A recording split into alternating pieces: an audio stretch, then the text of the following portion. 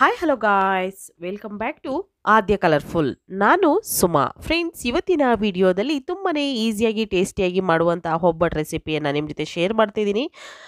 ಈಗ ಮಾಡುವಂತಹ ಒಬ್ಬಟ್ಟನ್ನು ಒಂದ್ಸಲ ನೀವು ತಯಾರಿಸಿ ತಿಂದರೆ ಖಂಡಿತ ಇದರ ರುಚಿನ ಮರೆಯೋದಿಲ್ಲ. ಅಷ್ಟು ಟೇಸ್ಟಿಯಾಗಿ ಬೇಳೆ ಇಲ್ಲದೆ ಮಾಡುವಂಥ ರುಚಿಯಾದ ಒಂದು ಒಬ್ಬಟ್ಟು. ಸೊ ಎಳ್ಳು ಬೇಳೆ ಇಲ್ಲದೆ ಮಾಡುವ ಒಬ್ಬಟ್ಟನ್ನು ಹೇಗೆ ತಯಾರಿಸೋದು ಅಂತ ನೋಡೋಣ.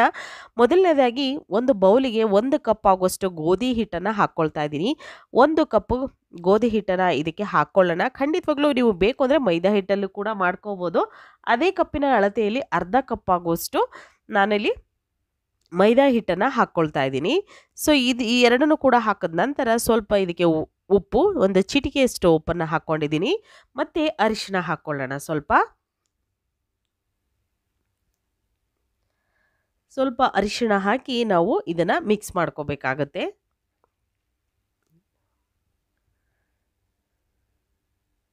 ಫ್ರೆಂಡ್ಸ್, ನೀವು ಯಾರ್ದು ಫಸ್ಟ್ ಟೈಮ್ ನನ್ನ ಚಾನಲ್ಗೆ ವಿಸಿಟ್ ಮಾಡಿದರೆ ಪ್ಲೀಸ್ ನನ್ನ ಚಾನಲ್ನ ಸಬ್ಸ್ಕ್ರೈಬ್ ಮಾಡ್ಕೊಳ್ಳಿ, ಹಾಗೆ ಲೈಕ್ ಮಾಡಿ ಮತ್ತು ಹೆಚ್ಚು ಶೇರ್ ಮಾಡಿ. ಸ್ವಲ್ಪ ಅರಿಶಿನ ಹಾಕ್ಕೊಂಡಿದ್ದೀನಿ. ನಂತರ ಇದಕ್ಕೆ 1 ಸ್ಪೂನ್ ಆಗುವಷ್ಟು ಎಣ್ಣೆಯನ್ನು ಹಾಕ್ಕೊಳ್ತೀನಿ.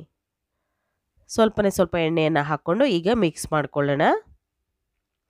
ಕೈಯಲ್ಲೇ ಹಾಗೆ ನಾನು ಮಿಕ್ಸ್ ಮಾಡ್ಕೊಳ್ತಾ ಇದ್ದೀನಿ. ತುಂಬ ಈಸಿಯಾಗಿ ಮಾಡುವಂಥ ಒಂದು ಇನ್ಸ್ಟೆಂಟ್ ಹೋಳಿಗೆ ರೆಸಿಪಿ ಅಂತಲೇ ಹೇಳ್ಬೋದು. ಯುಗಾದಿ ಹಬ್ಬದ ಸ್ಪೆಷಲ್ ಒಬ್ಬಟ್ಟು. ಸೊ ಖಂಡಿತವಾಗ್ಲೂ ಬೇಳೆ ಒಬ್ಬಟ್ಟು ಮಾಡ್ತೀವಿ ಅಂದರೆ ತುಂಬಾ ಪ್ರೊಸೀಜರ್ ಇರುತ್ತೆ. ಆದರೆ ದಿಢೀರಾಗಿ ಮಾಡ್ಕೊಳ್ಳುವಂತಹ ಒಂದು ಇನ್ಸ್ಟೆಂಟ್ ಹೋಳಿಗೆ ರೆಸಿಪಿಯನ್ನು ನೀವು ಕೂಡ ಮನೆಯಲ್ಲಿ ತಯಾರಿಸಿ ಫ್ರೆಂಡ್ಸ್. ತುಂಬ ಈಸಿಯಾಗಿ ಮಾಡ್ಕೊಳ್ಳುವಂತಹ ಮೃದುವಾದ ಇನ್ಸ್ಟೆಂಟ್ ಹೋಳಿಗೆ ರೆಸಿಪಿ. ಖಂಡಿತವಾಗ್ಲೂ ತುಂಬ ಟೇಸ್ಟಿ ಇರುತ್ತೆ. ಸೊ ಈಗ ಸ್ವಲ್ಪನೇ ನೀರನ್ನು ಹಾಕ್ಕೊಳ್ತಾ ಹಿಟ್ಟನ್ನು ಕಲಿಸ್ಕೊಳ್ತೀನಿ. ಒಂದು ಚಪಾತಿ ಹಿಟ್ಟಿನ ಹದಕ್ಕೆ ನಾವು ಕಲಿಸ್ಕೋಬೇಕಾಗುತ್ತೆ.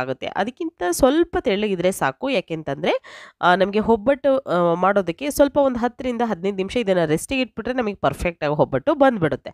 ಅದಕ್ಕೋಸ್ಕರ ನೋಡಿ ಈ ರೀತಿಯಾಗಿ ಹಿಟ್ಟನ್ನು ಕಲಿಸ್ಕೊಂಡಿದ್ದೀನಿ ನಾನು. ನೋಡ್ಬೋದು, ನಾವು ಈ ರೀತಿಯಾಗಿ ಹಿಟ್ಟು ರೆಡಿಯಾಗಿದೆ. ಇಷ್ಟು ಸ್ಮೂತಾಗಿದ್ದರೆ ಸಾಕು. ಇದಕ್ಕೆ ಸ್ವಲ್ಪ ಎಣ್ಣೆ ಹಾಕ್ಕೊಳ್ತೀನಿ. 1 ಸ್ಪೂನ್ ಆಗೋಷ್ಟು ಎಣ್ಣೆಯನ್ನು ಹಾಕ್ಕೊಳ್ತೀನಿ. ಎಣ್ಣೆ ಹಾಕಿದ ನಂತರ ಒಂದು ಸಲ ನಾದ್ಕೊಂಡು ಮತ್ತೆ ಬೇಕು ಅಂದರೆ ಇಡ್ಬೋದು, ಅಥವಾ ಹಿಂಗೆ ಸೌರಿ ಅದನ್ನು ನೀವು ಈ ಸಲ ಮಾಡಿಕೊಂಡು ಸ್ವಲ್ಪ ಒಂದು ಪ್ಲೇಟನ್ನು ಮುಚ್ಚಿ ಒಂದು 5 ರಿಂದ 10 ನಿಮಿಷ ಇದನ್ನು ರೆಸ್ಟಿಗೆ ಬಿಟ್ಬಿಟ್ರೆ ನಮಗೆ ತುಂಬಾ ಈಸಿಯಾಗಿರುವಂಥ ಒಂದು ಒಬ್ಬಟ್ಟು ಮಾಡೋದಕ್ಕೆ ಹಿಟ್ಟು ರೆಡಿ ಆಗುತ್ತೆ. ನೋಡಿ, ಒಂದು ಪ್ಲೇಟನ್ನು ಮುಚ್ಚಿ ಬಿಟ್ಟಿದ್ದೀನಿ. ಒಂದು ಪ್ಯಾನ್ ತೊಗೊಂಡಿದ್ದೀನಿ. ಇದಕ್ಕೆ ನಾನಿಲ್ಲಿ ಬೆಲ್ಲವನ್ನು ಸೇರಿಸ್ಕೊಳ್ತಾ ಇದ್ದೀನಿ. ಸೊ ಈಗ 1.5 ಕಪ್ಪು ಬೆಲ್ಲ. 1.5 ಕಪ್ ಬೆಲ್ಲಕ್ಕೆ ನಾವು ಸ್ವಲ್ಪ ನೀರನ್ನು ಹಾಕ್ಕೊಳ್ಬೇಕು. 1.5 ಕಪ್ಪು ನಾವು ಬೆಲ್ಲ ಹಾಕ್ಕೊಂಡಿದ್ದೀವಿ ಅಂದರೆ ಅದೇ ಕಪ್ಪಿನ ಅಳತೆಯಲ್ಲಿ ನಾವು 1.5 ಕಪ್ಪು ನೀರನ್ನು ಹಾಕಿ ಕರಗಿಸ್ಕೋಬೇಕಾಗುತ್ತೆ. ಬೆಲ್ಲದಲ್ಲಿ ಪಾಕ ಏನೂ ಮಾಡೋದು ಬೇಡ, ಜಸ್ಟ್ ಬೆಲ್ಲ ಕರಗಿಸ್ಕೊಳ್ಳೋದಕ್ಕೆ ನಮಗೆ ಇಷ್ಟು ನೀರು ಬೇಕಾಗುತ್ತೆ. ಓಕೆ, ಸೊ ಈಗ ಇದನ್ನು ಕರಗೋದಕ್ಕೆ ನಾನು ಬಿಡ್ತಾ ಇದ್ದೀನಿ. ಬೆಲ್ಲ ಎಲ್ಲ ನೀಟಾಗಿ ಕರಗಲಿ. ತುಂಬಾ ಬೇಗ ಮಾಡ್ಕೊಳ್ಳುವಂಥ ಒಬ್ಬಟ್ಟು. ಯಾರೆಲ್ಲ ನಮಗೆ ಒಬ್ಬಟ್ಟು ಮಾಡೋಕ್ಕೆ ಬರಲ್ಲ ಅಂತ ಅನ್ಕೊತಿರಲ್ಲ, ಅವರೆಲ್ಲ ದಿಢೀರಾಗಿ ಮಾಡ್ಕೊಳ್ಳುವಂಥ ಒಂದು ಒಬ್ಬಟ್ಟು ರೆಸಿಪಿ. ಸೊ ಈಗ ಬೆಲ್ಲ ಎಲ್ಲ ಕರಗಿದೆ. ಪಾಕ ನೋಡಿ, ನೀವು ರೆಡಿ ಆಗ್ತಾ ಇದೆ ಪಾಕ. ಈಗ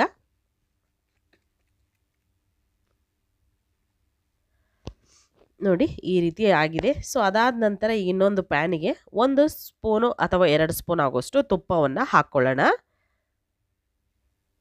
ತುಪ್ಪ ಸ್ವಲ್ಪ ಕರಗಲಿ. ಅದಕ್ಕೆ 1 ಟೇಬಲ್ ಸ್ಪೂನ್ ಆಗುವಷ್ಟು ಬಾಂಬೆ ರವವನ್ನು ಸೇರಿಸ್ಕೊಳ್ತಾ ಇದ್ದೀನಿ. 1 ಟೇಬಲ್ ಸ್ಪೂನ್ ಆಗುವಷ್ಟು, ದೊಡ್ಡ ಸ್ಪೂನಲ್ಲಿ 1 ಸ್ಪೂನ್ ಆಗುವಷ್ಟು ನಾವು ಬಾಂಬೆ ರವವನ್ನು ಹಾಕ್ಕೊಂಡು ಇದನ್ನು ಮಿಕ್ಸ್ ಮಾಡ್ಕೋಬೇಕು. ನೀಟಾಗಿ ಮಿಕ್ಸ್ ಮಾಡ್ಕೊಂಡ ನಂತರ ಈಗ ಅದೇ ಕಪ್ಪಿನ ಅಳತೆಯಲ್ಲಿ ನಾವು ಇದಕ್ಕೆ ಕಡಲೆ ಹಿಟ್ಟನ್ನು ಸೇರಿಸ್ಕೊಳ್ಬೇಕಾಗುತ್ತೆ. 1 ಕಪ್ ಆಗೋಷ್ಟು ಕಡಲೆ ಹಿಟ್ಟನ್ನು ಹಾಕ್ಕೊಳ್ತಾ ಇದ್ದೀನಿ ನಾನು. ಕಡಲೆ ಹಿಟ್ಟು ಹಾಕಿ ಚೆನ್ನಾಗಿ ಹುರಿಬೇಕಾಗುತ್ತೆ ಇದನ್ನು. ಸೊ ಸ್ಟವ್ನ ಲೋ ಫ್ಲೇಮಲ್ಲಿ ಇಟ್ಕೊಂಡು ಸ್ವಲ್ಪ ಕಂದು ಬಣ್ಣ ಬರೋ ಹಾಗೆ ನಾವು ಇದನ್ನು ಚೆನ್ನಾಗಿ ರೋಸ್ಟ್ ಮಾಡ್ಕೋಬೇಕು. ಸೊ ಒಂದು 5 ನಿಮಿಷ ಟೈಮ್ ತೊಗೊಳುತ್ತೆ ನಿಮಗೆ ಇದು ರೋಸ್ಟ್ ಆಗೋದಕ್ಕೆ. ಜಾಸ್ತಿ ಏನು ತೊಗೊಳ್ಳೋದಿಲ್ಲ. ತುಂಬಾ ಈಸಿಯಾಗಿ ಮಾಡ್ಕೊಳ್ಳುವಂತಹ ಒಂದು ರೆಸಿಪಿ ಇದು. ಸೊ ಕಡಲೆ ಹಿಟ್ಟು ಸ್ವಲ್ಪ ಕಲರ್ ಎಲ್ಲ ಚೇಂಜ್ ಆಗ್ತಾ ಬರ್ತಾ ಇದೆ. ನೀವು ಕೂಡ ಅದನ್ನು ಗಮನಿಸ್ಬೋದು. ಈ ರೀತಿಯಾಗಿ ಆಗಿರೋವಂಥದ್ದನ್ನು ನಾವು ಘಮ ಅಂತ ನಮಗೆ ಒಂದು ಒಳ್ಳೆ ಫ್ಲೇವರ್ ಬರ್ತಾ ಇರುತ್ತೆ. ಕಡಲೆ ಹಿಟ್ಟು ಚೆನ್ನಾಗಿ ರೋಸ್ಟ್ ಆದ ನಂತರ ಅದಾದ ಮೇಲೆ ನಾವು ಬೆಲ್ಲದ ಪಾಕವನ್ನು ಸೋಸ್ಕೊಂಡು ಹಾಕ್ಕೊಳ್ಬೇಕಾಗುತ್ತೆ. 1 ಕಪ್ಪು ಬೆಲ್ಲದ ಪಾಕವನ್ನು ಇದಕ್ಕೆ ಹಾಕ್ಕೊಳ್ತಾ ಇದ್ದೀನಿ. ಸೊ ನೋಡಿಕೊಂಡು ಕಡಲೆ ಹಿಟ್ಟನ್ನು ಕೂಡ ಸೇರಿಸ್ಕೊಳ್ಳಿ. ಹೆಚ್ಚು ಕಮ್ಮಿ ಆದರೆ ಸ್ವಲ್ಪ ಕಡಲೆ ಹಿಟ್ಟನ್ನು ಹಾಕ್ಕೊಳ್ಬೋದು, ಏನು ತೊಂದರೆ ಇಲ್ಲ. ಈಗ ಇದನ್ನು ಗಟ್ಟಿ ಆಗೋದಕ್ಕೆ ಬಿಡ್ತೀನಿ ನಾನು. ನೋಡಿ ಈ ರೀತಿಯಾಗಿ ಮಿಕ್ಸ್ ಮಾಡ್ತಾ ಇದನ್ನು ಹಾಗೆ ಬಿಟ್ಟರೆ ಇದು ಗಟ್ಟಿ ಆಗ್ತಾ ಬರುತ್ತೆ, ನೀಟಾಗಿ ಗಟ್ಟಿ ಆಗುತ್ತೆ. ಈ ರೀತಿಯಾಗಿ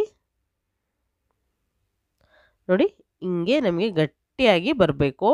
ತೀರಾ ಗಟ್ಟಿ ಅಲ್ಲ, ಸ್ವಲ್ಪ ತೆಳ್ಳಗಿದ್ರೂ ನಡೆಯುತ್ತೆ, ಆದರೆ ಗಟ್ಟಿ ಎಂದು ಮಾಡ್ಕೊಳಕ್ಕೆ ಹೋಗಬೇಡಿ. ಅದಾದ ನಂತರ ಇದಕ್ಕೆ ಮತ್ತೆ 2 ರಿಂದ 3 ಸಲ ಒಂದೊಂದು ಸ್ಪೂನು ತುಪ್ಪವನ್ನು ನಾನು ಮಧ್ಯೆ ಸೇರಿಸ್ಕೊಳ್ತಾ ಇದ್ದೀನಿ. ಚೆನ್ನಾಗಿ ನೀಟಾಗಿ ಇದು ಬೇಯೋದಕ್ಕೂ ಕೂಡ ಸ್ಟವ್ನ ಲೋ ಫ್ಲೇಮಲ್ಲಿ ಇಟ್ಕೊಂಡು ನೀವು ಮಾಡ್ಕೋಬೇಕಾಗುತ್ತೆ. ಹೈ ಫ್ಲೇಮ್ ಬೇಡ, ಲೋ ಫ್ಲೇಮಲ್ಲೇ ಇರಲಿ. ನೋಡಿ ಈ ರೀತಿಯಾಗಿ ಮಾಡ್ಕೊಂಡಿದ್ದೀವಿ. ಸೊ ಪೂರ್ತಿಯಾಗಿ ತಣ್ಣಗಾಗೋದಕ್ಕೆ ಈಗ ಇನ್ನೊಂದು ಬೌಲಿಗೆ ಹಾಕ್ಕೊಳ್ತೀನಿ. ಇದಕ್ಕೆ ಹಾಕಿ ಬಿಟ್ಬಿಡೋಣ, ಸ್ವಲ್ಪ ತಣ್ಣಗಾಗಲಿ. ಸೊ ಅದಾದ ನಂತರ ಇವಾಗ ನಾವು ಚಿಕ್ಕ ಚಿಕ್ಕ ಉಂಡೆಗಳನ್ನಾಗಿ ಇದನ್ನು ಮಾಡ್ಕೋಬೇಕಾಗುತ್ತೆ. ಸೊ ನಾವು ಮಾಡಬೇಕಾದ್ರೆ ನಾವು ಒಬ್ಬಟ್ಟಿನ ಹಿಟ್ಟಿರುತ್ತಲ್ಲ, ಆ ಒಂದು ಹಿಟ್ಟಿನ ಒಂದು ಉಂಡೆನೂ ಕೂಡ ಮತ್ತು ಈ ಒಂದು ಹೂರಣದ ಹಿಟ್ಟಿನ ಉಂಡೆ ಕೂಡ ಒಂದೇ ಸೈಜಲ್ಲಿ ಇರಬೇಕು. ಯಾವುದೇ ಹೆಚ್ಚು ಕಮ್ಮಿ ತಗೋಬಾರ್ದು, ಒಂದೇ ಸೈಜಲ್ಲಿ ತಗೊಂಡು ಇವಾಗ ನಾವು ಒಂದು ಶೀಟನ್ನು ತಗೊಳ್ಳೋಣ. ಯಾವುದೇ ಶೀಟನ್ನಾದರೂ ಬಟರ್ ಪೇಪರು ಅಥವಾ ಈ ಥರ ಸ್ಯಾರಿ ಕವರಿನ ಶೀಟು ಯಾವುದನ್ನು ಬೇಕಿದ್ರೂ ತಗೊಳ್ಬೋದು ನೀವು. ಶೀಟಲ್ಲಿ ನಾವು ಈಗ ಒಬ್ಬಟ್ಟನ್ನು ಹಾಕ್ಕೊಳ್ತಾ ಇದ್ದೀವಿ. ಸೊ ಒಬ್ಬಟ್ಟನ್ನು ನೀಟಾಗಿ ನಾವು ಈಗ ಹೂರಣ ಎಲ್ಲ ಇಟ್ಟು ನೀಟಾಗಿ ಕ್ಲೋಸ್ ಮಾಡಿಕೊಂಡು ನಾವು ಇದನ್ನು ತೊಟ್ಕೋಬೇಕಾಗುತ್ತೆ. ಸೊ ನೀಟಾಗಿ ತಟ್ಕೊಂಡು ಇದನ್ನು ನಾವು ಈ ಒಬ್ಬಟ್ಟನ್ನು ಒತ್ತೋದಾದರೆ ನೀವು ಒತ್ಬೋದು, ಒತ್ತೋ ಮಿಷನ್ ಇದ್ದರೆ ಅದರಲ್ಲೂ ಕೂಡ ಮಾಡ್ಕೋಬೋದು, ಅಥವಾ ಕೈಯಲ್ಲೇ ತಟ್ಕೊಂಡು ಮಾಡ್ತೀವಿ ಅಂದರೆ ಕೈಯಲ್ಲಿ ತಟ್ಟಿ ಕೂಡ ನೀವು ಒಬ್ಬಟ್ಟನ್ನು ಎಷ್ಟು ಸಾಧ್ಯ ಆಗುತ್ತೋ ಅಷ್ಟು ತೆಳ್ಳಗೆ ಲಟ್ಟಿಸ್ಕೋಬೋದು. ತೆಳ್ಳಗೆ ಮಾಡಿಕೊಂಡು ಇವಾಗ ಇದನ್ನು ನಾವು ಎರಡೂ ಸೈಡ್ ಕೂಡ ಒಂದು ತವಾಗ ಮೇಲೆ ಹಾಕಿ ನಾವು ಇದನ್ನು ಫ್ರೈ ಮಾಡ್ಕೊಳ್ಳೋಣ. ಸೊ ತುಪ್ಪವನ್ನು ಹಾಕ್ಕೊಳ್ತಾ ಇದ್ದೀನಿ. ತುಪ್ಪ ಅಥವಾ ಎಣ್ಣೆ ಯಾವುದನ್ನು ಬೇಕಿದ್ರೂ ಕೂಡ ಉಪಯೋಗಿಸ್ಬೋದು. ಸೊ ತುಪ್ಪ ಹಾಕ್ಕೊಂಡು ನಾನು ಈ ಒಬ್ಬಟ್ಟನ್ನು ಎರಡು ಸೈಡ್ ಕೂಡ ಬೇಯಿಸ್ಕೊಂಡು ತಗೊಳ್ತಾ ಇದ್ದೀನಿ. ಸೊ ಆಗಿರುವಂತಹ ಒಬ್ಬಟ್ಟನ್ನೆಲ್ಲ ಇವಾಗ ಒಂದು ತಟ್ಟಿಗೆ ಸರ್ವ್ ಮಾಡ್ಕೊಳ್ತೀನಿ ಫ್ರೆಂಡ್ಸ್. ಈಗ ಇದೇ ರೀತಿ ಮತ್ತೆ ನಾನು ಎಲ್ಲ ಒಬ್ಬಟ್ಟುಗಳನ್ನು ತಯಾರಿಸಿ ನಾನು ಅದನ್ನು ಸರ್ವ್ ಮಾಡ್ತೀನಿ. ತುಂಬಾ ಈಸಿಯಾಗಿರುವಂಥ ಟೇಸ್ಟಿಯಾಗಿರುವಂಥ ಒಂದು ಇನ್ಸ್ಟೆಂಟ್ ಹೋಳಿಗೆ ರೆಸಿಪಿ, ಯುಗಾದಿ ಸ್ಪೆಷಲ್ ರೆಸಿಪಿ ಅಂತಲೇ ಹೇಳ್ಬೋದು. ನೀವು ಕೂಡ ಮನೆಯಲ್ಲಿ ತಯಾರಿಸಿ ಹೇಗೆ ಬಂತು ಅಂತ ತಪ್ಪದೆ ಕಾಮೆಂಟ್ ಸೆಕ್ಷನಲ್ಲಿ ತಿಳಿಸಿ. ಈಗ ಆಗಿರುವಂತಹ ಒಂದು ಹೋಳಿಗೆಯನ್ನು ನಾನು ಒಂದು ತಟ್ಟೆಗೆ ಸರ್ವ್ ಮಾಡ್ಕೊಳ್ತಾ ಇದ್ದೀನಿ ಫ್ರೆಂಡ್ಸ್. ಹಾಗೆ ನೀವು ಯಾರಾದರೂ ಫಸ್ಟ್ ಟೈಮ್ ನನ್ನ ಚಾನಲ್ ನೋಡ್ತಾ ಇದ್ದರೆ ಚಾನಲ್ನ ಸಬ್ಸ್ಕ್ರೈಬ್ ಮಾಡ್ಕೊಳ್ಳಿ, ಹಾಗೆ ಲೈಕ್ ಮಾಡಿ ಮತ್ತು ಹೆಚ್ಚೆಚ್ಚು ಶೇರ್ ಮಾಡೋದಂತೂ ಮರಿಬೇಡಿ. ಸೊ ಇವತ್ತಿನ ವಿಡಿಯೋನ ಇಲ್ಲಿಗೆ ಮುಗಿಸ್ತಾ ಇದ್ದೀನಿ. ಮತ್ತೆ ಇನ್ನೊಂದು ಹೊಸ ವಿಡಿಯೋ ಜೊತೆ ಬರ್ತೀನಿ ಫ್ರೆಂಡ್ಸ್. ಅಲ್ಲಿವರೆಗೂ take care, bye, see you.